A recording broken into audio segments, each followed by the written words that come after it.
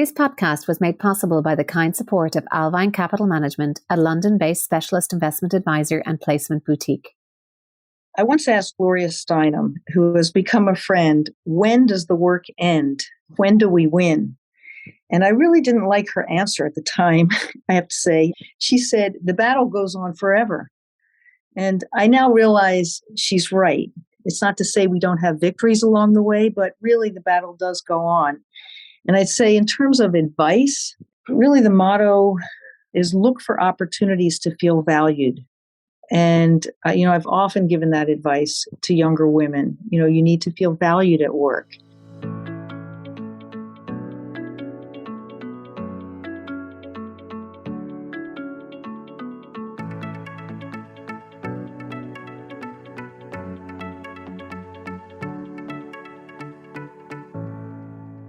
I'm Aoife Devitt, and welcome to the 50 Faces podcast, a podcast committed to revealing the richness and diversity of the world of investment by focusing on its people and their stories. I'm joined today by Eve Ellis, who's a wealth advisor with William Blair. She has a particular interest in socially responsible and impact investments and manages two proprietary portfolios, the Gender Parity Strategy and the Matterhorn Affinity Diversity and Inclusion Strategy. She's also a member of the Forum for Sustainable and Responsible Investment. She has received multiple awards, including featuring on the Crain's New York Notable Women in Financial Advice inaugural list in 2020 and the Forbes America's Top Women Wealth Advisors Best in State. Welcome, Eve. Thanks for joining me today. Thank you, Ethan. I've been enjoying listening to your podcast, so I'm especially happy to be here. Well, we're delighted to have you. So let's start with your background. Where did you grow up? What did you study? And how did you come to enter the world of wealth management?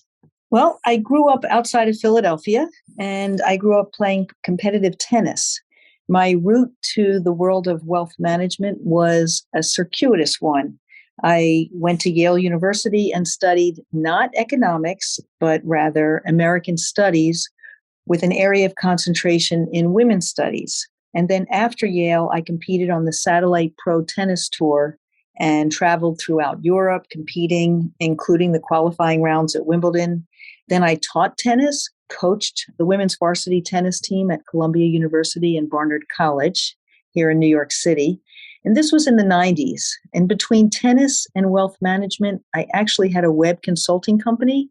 And after 9/11, I decided that that was not a passion of mine. And as I remember it, I saw an ad that said, again, this is just from my memory, maybe not correct, I'm not sure, but I saw an ad that said, educators, attorneys, entrepreneurs, and accountants, come learn about being a financial advisor. And I have to say, I was hooked. I get to coach people in a more important area of their lives than their tennis, their financial lives. So as I said, it was a bit circuitous. Well, let's go back to tennis for a second, because I'm always intrigued by guests who have had a strong experience in sports or been competitive sports players, because I think there's a lot of skills, perhaps coaching, that has gone into your own sports career that has maybe been formative. What traits or skills did you take from tennis at that level into the work you do now? Well, first, I would say I like to win. The gauge for winning has changed, or the definition has changed, meaning it's no longer about winning matches or having my players win matches. It's really about, are we helping our clients accomplish their goals and objectives? That's winning. And I'd say from coaching, I would say setting goals, being positive, and staying focused ourselves, but more importantly, making sure our clients stay focused. There's so much noise out there, as you know, Ethan, that our clients really need to stay focused on their own goals and really shut out the noise. So I'd say, just goal setting and being focused on helping clients achieve their goals. That's the win, and that's what we look for. And moving into now discussing the wealth management world as a whole, generating leads and business and new clients in this segment is a huge part of what wealth advisors do. What would you say have been the keys to your success in doing that? Well, I would say there are probably three keys right off the bat that I'm thinking of. One is knowing who I am, knowing I am not the right person for everyone, and knowing how to ask for referrals for other like-minded individuals and families. So let me unpack this. First, knowing who I am. That's, on the one hand, it's kind of easy, but maybe not. I've been a feminist forever because I have always believed in equality and fairness for all. And that means even in corporate America, but we'll get to that later, I'm sure. Second, I know that my team is not necessarily the right team for everyone. So Nikolai, my partner, Nikolai Jabankov, and I provide comprehensive wealth planning, often sophisticated planning. And, some people want a hot stock tip. That's not us. And we know that. And third, we understand that there are many like-minded individuals and families that not only believe in equality and fairness, but want to align their investments with those values as well. And so we ask for referrals because we bring resources to those who seek values alignment, but don't necessarily know where to look. In fact, sometimes they don't even know that they can make the alignment. So to us, asking for referrals is a way to educate as well as a way to build business. Let's go back now to something you said about being a feminist, because I'm sure that's no surprise that is a link to what you've created in terms of the proprietary portfolio that focuses on gender parity. Can you talk a little bit about the origins of that portfolio and the other portfolio focused on diversity and inclusion? Yeah, I mean, when I say values alignment, and being a feminist, I mean, the gender parity strategy and our diversity and inclusion are really top of mind. 10 years ago, we started the gender parity strategy when two things converged. First, our clients were asking for additional ways to invest in line with their values. And I was reading an abundance of research that showed that companies with more women on their boards had stronger financials than those companies with few or no women on their boards. So we researched the financial strength of companies in our investable universe, our universe of all companies in the Russell 3000 with 3 or more women on their board. And we now include 3 or more women key executives too. But it's really important to note that had the research not been prevalent, had the business case not been there, we would not have started what was then in the press called the parity portfolio, now the gender parity strategy. So it seems as though it makes sense for anyone who cares about equality and fairness to invest with their dollars being in line with who they are. In terms of, you mentioned the 3 female board members, perhaps as a minimum on some of the companies. What difference does that make in your experience in terms of how governance gets done, how decisions get made? Do you see that there is the advantage of having better diversity and cognitive diversity that flows from that on these boards? Yeah, I think that diversity breeds better decision making, or leads to better decision making, and that can be diversity of thought, diversity of gender, diversity of race, ethnicity, LGBTQ. I mean, what I meant to say also that in our diversity and inclusion portfolio, we're looking at all these different issues in terms of gender, race, ethnicity, LGBTQ plus, disability, and really what policies companies set. And, when companies have, let's say, strong family leave policies or strong hiring, promoting, retaining policies that are really, when I say strong, meaning diverse, focused, there's a way that they're being more forward thinking and more achieving something strong for their employees and for their stakeholders in terms of being forward thinking, making better decisions, bringing more thought, more diverse backgrounds into the thought process and into the decision-making process. So we see them as being more forward thinking and more fair to their stakeholders, and that you're going to get better decision-making that way. When you look at perhaps your blueprint for these strategies versus your experience now that you've executed and implemented them, were there any surprises that you came across in terms of maybe companies that didn't look great on the surface, maybe, but actually looked like they actually did have a genuine gender parity approach, or the opposite? I'm not sure if there were any surprises. I think Initially, there was a surprise a bit that there were not more companies to choose from that had that minimum of 3 or more women on their boards.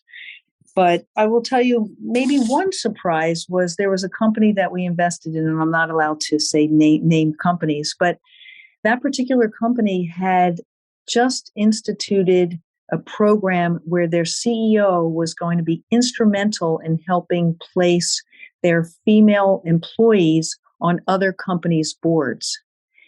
And that to me was a positive surprise. They had 13 women that they had selected from all different areas of their company. And as we know, getting onto boards means networking and having the right networks to be introduced. And that CEO had set aside the time and his contacts to really work to get those women onto other company boards. And they saw it as a win-win-win situation. And they placed, I think it was 12 of the 13 women on other boards. So that was a surprise. That was early on. That was 10 years ago. And it showed us that that was a forward-thinking company, forward-thinking CEO.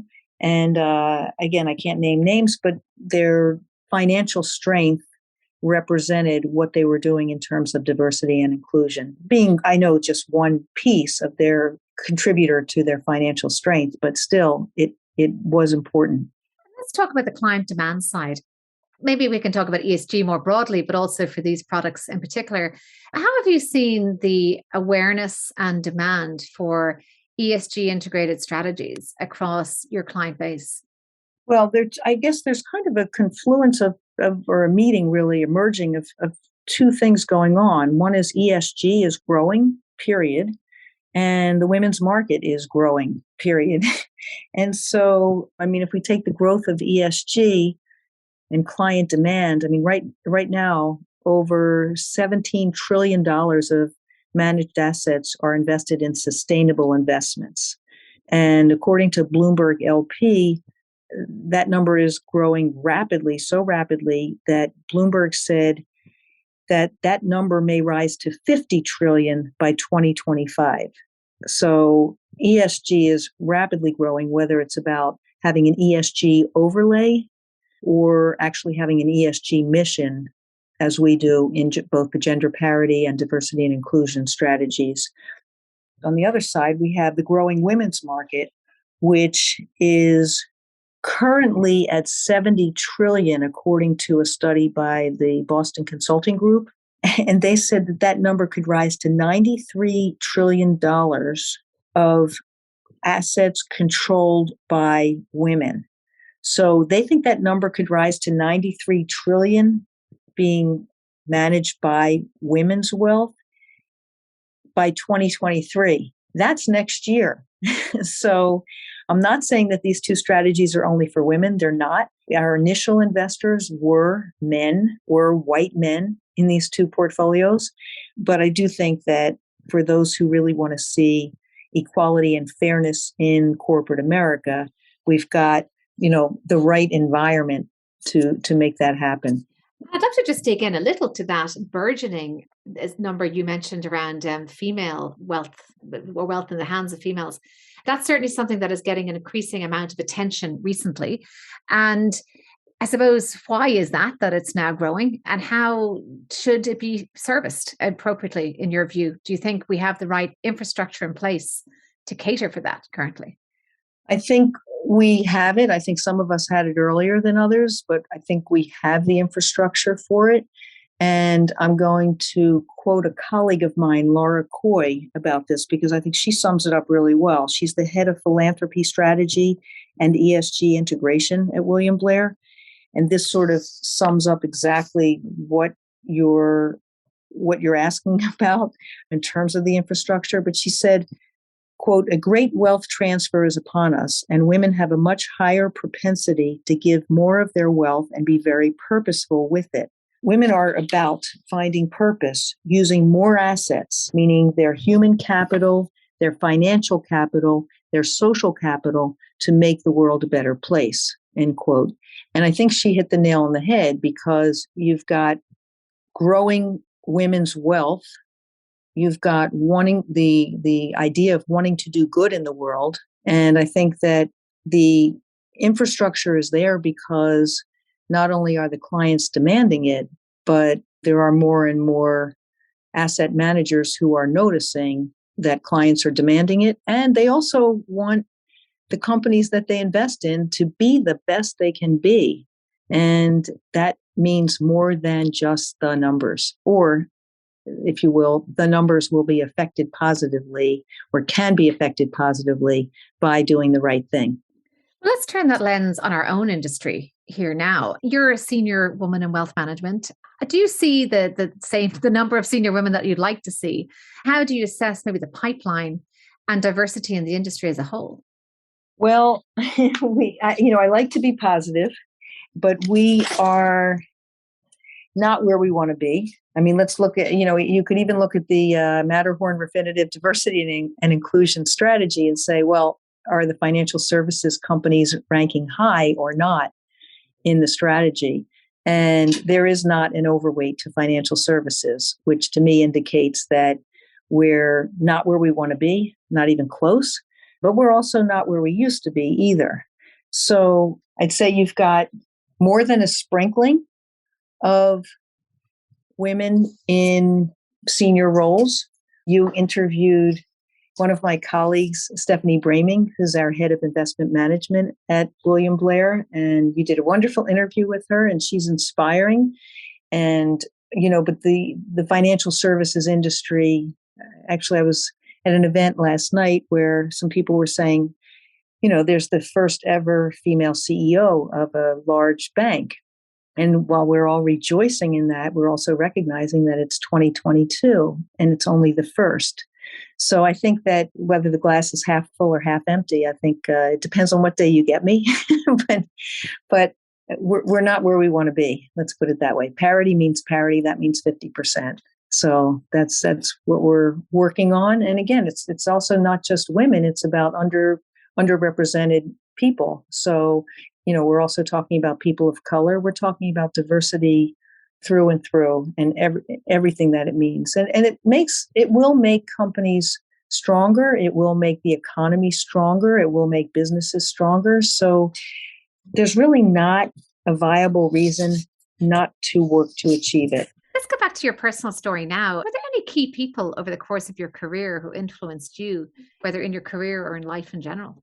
Certainly. I mean, I would say if we go way back, my father told me I could be whatever I wanted to be. Now, if we flash forward to today, there are so many people influencing my work within the firm. Laura Coy, our head of philanthropy, as I mentioned, she's helping our clients, really guide our clients as they strive to have more impact. I'd say Chris Brathwaite, who is our Blair partner, who guides us with our entrepreneurial clients seeking to sell their businesses. Louise Lane, who was the first female advisor at our firm, sits on every Barron's and top advisors major list. And, she's been a friend and a mentor to me. And in my life outside work, I'd say my wife, Annette, has influenced my choices for years.